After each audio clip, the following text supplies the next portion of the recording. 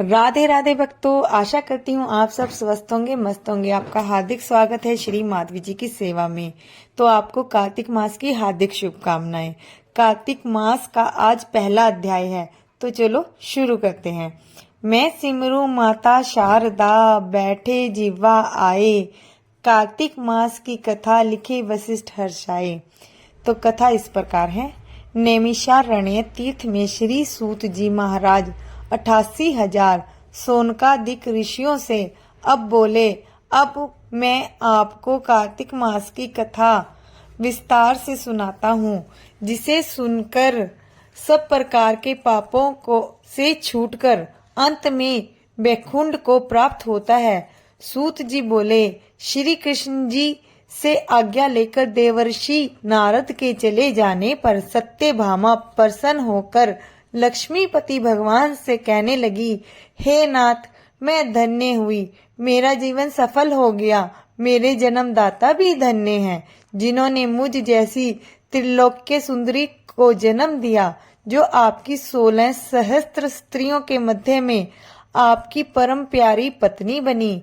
मैंने वह कल्प वृक्ष आदि पुरुष आपके साथ नारद जी को विधि पूर्वक दान में दे दिया, परंतु वही कल्प वृक्ष मेरे घर लहराया करता है। इस बात को मृत्यु लोक में कोई भी स्त्री नहीं जानती। हे त्रिलोकीनाथ, मैं आपसे कुछ पूछना चाहती हूँ।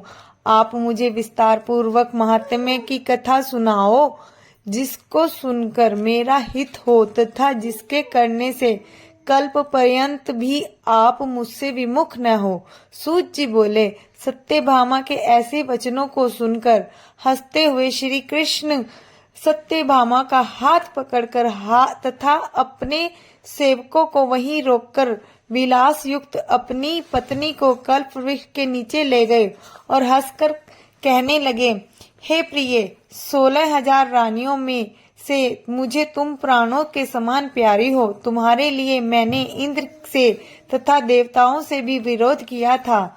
हे कांते, जो बात तुमने पूछी है उन अद्भुत बातों को सुनो। सूत जी बोले, एक दिन श्री कृष्ण भगवान ने सत्यभामा की प्रिय कामना के लिए गरुड़ पर सवार होकर इंद्रलोक जाकर किल्प वृक्ष मांगा।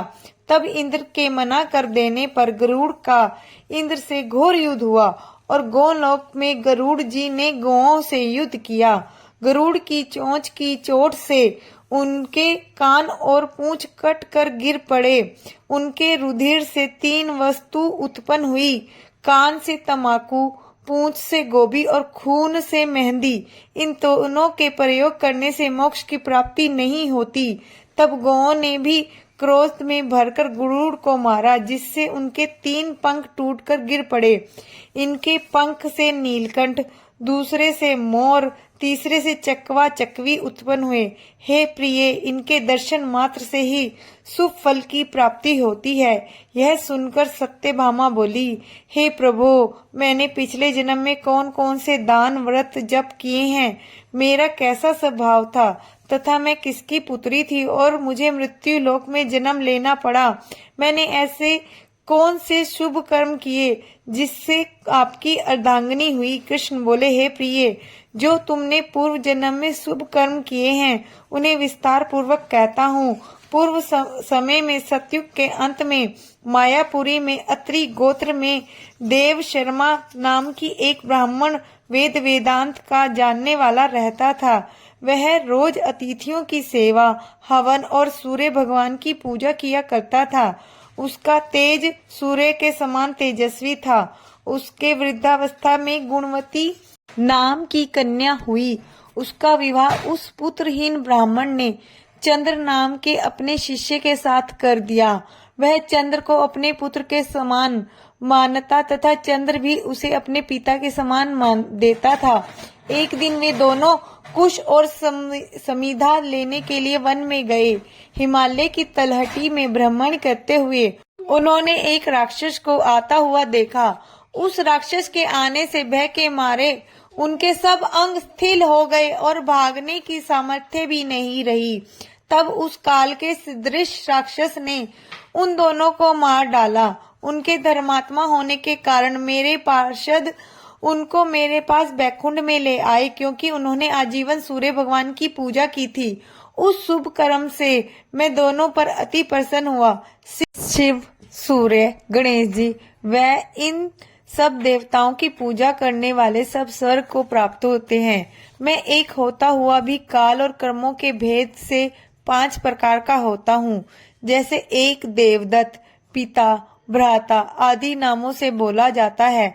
जब वह दोनों विमान पर चढ़े हुए सूर्य के समान तेजस्वी रूपवान चंदन और माला धारण किए हुए मेरे भवन में आए तो दिव्य भोग भोगने लगे। तो ये थी आज कार्तिक मास का पहला अध्याय।